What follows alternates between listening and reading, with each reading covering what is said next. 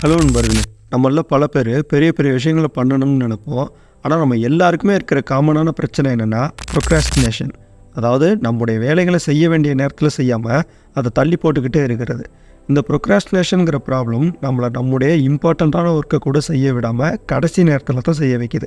So இப்படி கடைசி நிமிஷத்தில் செய்கிறதுனால நமக்கு பிடிக்காமல் எப்படியாவது இந்த முடிச்சுட்டு வெளியாகிடணும் அப்படிங்கிற எண்ணத்தோட ஒரு இன்வால்வ்மெண்ட்டே இல்லாமல் தான் செஞ்சிட்ருப்போம். ஸோ எப்பயுமே அந்த ப்ராப்ளம்லேருந்து சர்வே பண்ணுறதுக்கான வேலைகளை மட்டுமே பண்ணிவிட்டு ஒரு ஆவரேஜாகவே இருந்துகிட்ருப்போம். எக்ஸாம்பிள், நம்ம காலேஜ் டைமில் கடைசி நிமிஷத்தில் அசைன்மெண்ட்டை முடிக்கிறதுக்காக வேறொருத்தவங்களோட அசைன்மெண்ட்டை வாங்கி எழுதுறது, எக்ஸாமில் கடைசி நேரத்தில் ஜஸ்ட்டு பாஸ் பண்ணிட்டால் மட்டும் போதும்னு ஒரு ஆவரேஜான எஃபோர்ட்டை போட்டு படிக்கிறது, இந்த மாதிரியான ப்ரொக்ராஸ்டினேஷன் நம்மளை எப்பயுமே ஒரு ஆவரேஜ் பர்சனாகவே இருக்க வைக்கிது. நீங்கள் எல்லார் மாதிரியும் ஆவரேஜாக இல்லாமல் ப்ரொக்ராஸ்டினேஷனை அவாய்ட் பண்ணிவிட்டு ஒரு கிரேட்டான பர்சனாக மாறணும்னு நினச்சா இந்த வீடியோ உங்களுக்கு ரொம்பவே யூஸ்ஃபுல்லாக இருக்கும். அண்ட் முக்கியமான விஷயம், நம்ம லைஃப்பில் எந்தெந்த விஷயங்களுக்கெல்லாமோ தேவையில்லாமல் மணிக்கணக்கில் நாள் கணக்கில் டைம் வேஸ்ட் பண்ணிகிட்டு இருந்திருப்போம். ஆனால் நீங்கள் பார்த்துட்ருக்கிற இந்த வீடியோ அதிகபட்சம் 10 நிமிஷங்கள் தான் இருக்கும். ஸோ இது உங்கள் வாழ்க்கையோட தரத்தை மாற்றுறதுக்கு நிறைய வாய்ப்பு இருக்குது. அதனால் இந்த வீடியோவை இது சார்ந்த வீடியோக்குள்ளே நீங்கள் ஸ்கிப் பண்ணாமல் முழுசாக பாருங்கள். வாங்க டாப்பிக்குள்ளே போகலாம். ஸோ இன்றைக்கி இந்த ப்ரொக்ராஸ்டினேஷனுங்கிற இந்த மோசமான வியாதியை போக்குறதுக்கு போமோடோரோன்ற ஒரு டெக்னிக்கை பார்க்க போகிறோம். சரி, ஸ்டார்ட் பண்ணலாம். இந்த போமோடோரோ டெக்னிக் 1980களில் ஃப்ரான்சிஸ்கோ சிரலியோன்ற ஒருத்தர் இந்த டெக்னிக்கை இம்ப்ளிமெண்ட் பண்ணார். இதுக்காக அவர் என்னெல்லாம் பண்ணாருங்கிறத பார்ப்போம். அவர் ஒர்க் பண்ணிகிட்டு இருக்கும்போது அவருக்கு லேசியாக இருந்தால், அவரோட ஒர்க்கை செய்ய விடாமல் தள்ளி போட்டுக்கிட்டு இருக்கிற மாதிரியான எண்ணங்கள் இருந்ததுன்னா, அவர் இதை தடுக்கிறதுக்காக ஒரு சொல்யூஷனை கண்டுபிடிக்கணும்னு நினச்சாரு. ஸோ அதுக்காக அவர் ஒரு தக்காளி ஷேப்பில் இருக்கிற ஒரு அலாரம் யூஸ் பண்ணார். அதனால தான் இதை போமோடோரோ டெக்னிக்னு அழைச்சாங்க.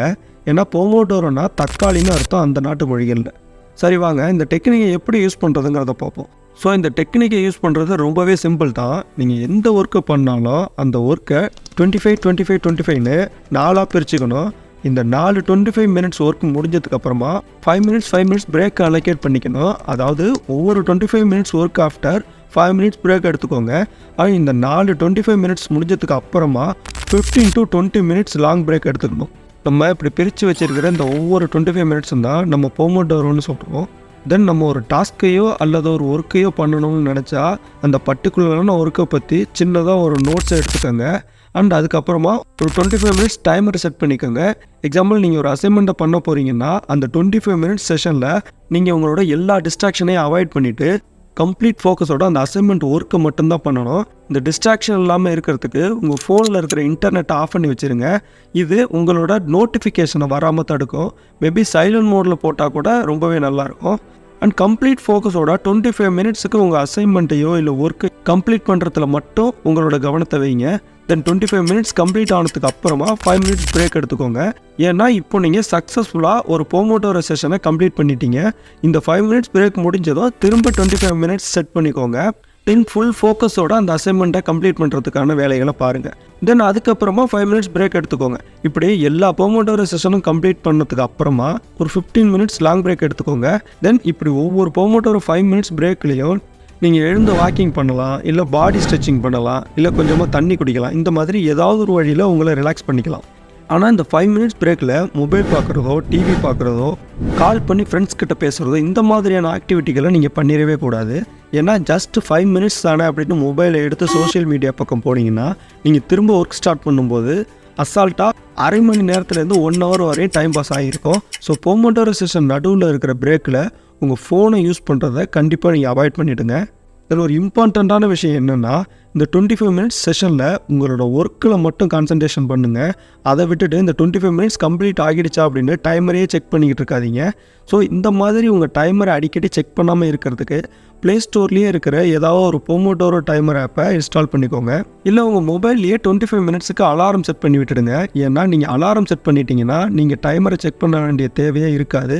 அது ஆட்டோமேட்டிக்காக சவுண்ட் அலர்ட்டை கொடுத்துரும். இதனால் நீங்கள் உங்கள் ஒர்க்கை மட்டும் கம்ப்ளீட் ஃபோக்கஸோடு பண்ணலாம். தென் உங்கள் ஒர்க்கில் கம்ப்ளீட் ஃபோக்கஸ் இருக்கிறதுனால நீங்கள் ஒரு எஃபிஷியண்டான டீப்பான ஒர்க்கை பண்ண முடியும்.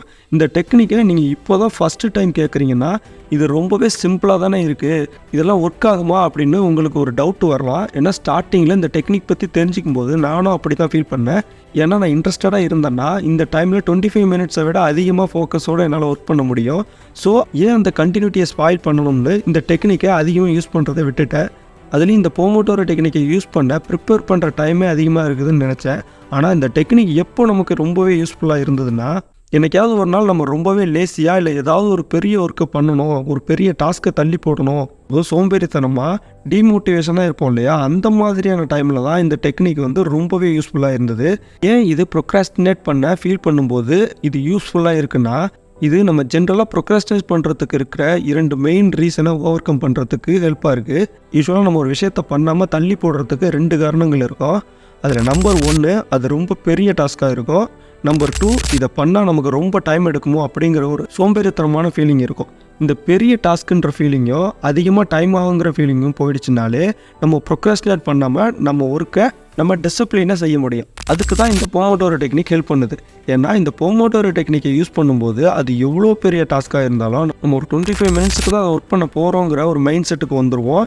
இதனாலேயே அந்த ஒர்க்கை அதிகமாக ப்ரொக்ராஸ்டினேட் பண்ணாமல் இமீடியட்டாக ஸ்டாப் பண்ணிவிடுவோம். அந்த இனிஷியல் 25 மினிட்ஸில் நம்ம ஒன்றும் பெருசாக ப்ராக்ரஸ் பண்ணலைனாலும் நமக்கு ஒர்க் பற்றி இன்னும் ஐடியா கிடைக்கும். அண்ட் கண்டினியூவாக ஒர்க் பண்ணுறதுக்கு அது ஒரு மொமெண்டமாக கொடுக்கும். அதாவது படிக்கிறதுக்கோ இல்லை வேறு ஏதாவது ஒர்க்கு பண்ணுறதுக்கோ ஸ்டார்டிங் ட்ரபிளோ ஒர்க்கம் பண்ணுறதுக்கு இது ரொம்பவே பயனுள்ளதாக இருக்கும்.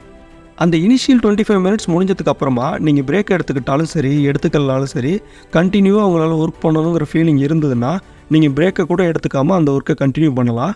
போமோட்டோரோ டெக்னிக் டைமரையே செட் பண்ணுறதுக்கு உங்களுக்கு சோம்பேறித்தனமாக இருந்ததுன்னா நீங்கள் 5 செகண்ட் டெக்னிக்கே யூஸ் பண்ணலாம். இந்த 5 செகண்ட் ரூல் பற்றி நீங்கள் தெரிஞ்சுக்கணுன்னா வீடியோட எண்டு ஸ்க்ரீனில் அந்த வீடியோட லிங்க்கை கொடுத்துருக்குறேன். இந்த வீடியோ முடிஞ்சதுக்கு அப்புறமா அதை போய் செக் பண்ணி பாருங்கள். அண்ட் இதுவும் ப்ரொக்ராஸ்டினேஷனை அவாய்ட் பண்ணுறதுக்கு ஒரு பெஸ்ட் டெக்னிக்காக இருக்கும். அல்டிமேட்டாக நீங்கள் ஒரு போமோட்டோரோ டெக்னிக்கை யூஸ் பண்ணும்போது உங்களோட போமோட்டோரோ செஷன் டைம் டிஃபர் ஆகலாம். உங்களில் சில பேர் 25 மினிட்ஸ் நல்லா ஃபோக்கஸோடு ஒர்க் பண்ண முடியும். அந்த 25 மினிட்ஸ்க்கு அப்புறமா கண்டிப்பாக பிரேக் தேவைப்படும். இன்னும் சில பேருக்கு 45 மினிட்ஸ் வரைக்குமே கண்டினியூவாக ஒர்க் பண்ண முடியும். அதுக்கப்புறமும் பிரேக் தேவைப்படும். இந்த மாதிரியான இந்த போமோட்டோரோ டெக்னிக்கை ஃபஸ்ட்டு டைம் யூஸ் பண்ணும்போது இந்த 25 மினிட்ஸ் செஷனை ஃபாலோ பண்ணுங்கள். அதுக்கப்புறமா உங்களுக்கு ஏற்ற மாதிரி அந்த போமோட்டோரோ டைமிங்கை நீங்கள் மாற்றிக்கோங்க. ஸோ இப்போ நீங்கள் இந்த வீடியோவை பார்த்து முடிச்சிருப்பீங்க. இது முடிஞ்சதும் அப்படியே அடுத்த வீடியோவுக்கு பார்க்க போயிடாமல் இப்போ உங்களுடைய முக்கியமான வேலைகளை ஷார்ட் நோட் எடுத்துக்கிட்டு டைமர் செட் பண்ணி ஸ்டார்ட் பண்ணுங்கள். தென் நான் இப்போ சொன்ன எல்லா விஷயங்களையும் இந்த போமோட்டோரோ டெக்னிக்ங்கிற புத்தகத்துலேருந்து தான் சொல்லியிருக்கிறேன். உங்களுக்கு இந்த புத்தகம் வேணும்னா டிஸ்கிரிப்ஷனில் லிங்க் கொடுத்துருக்கேன்.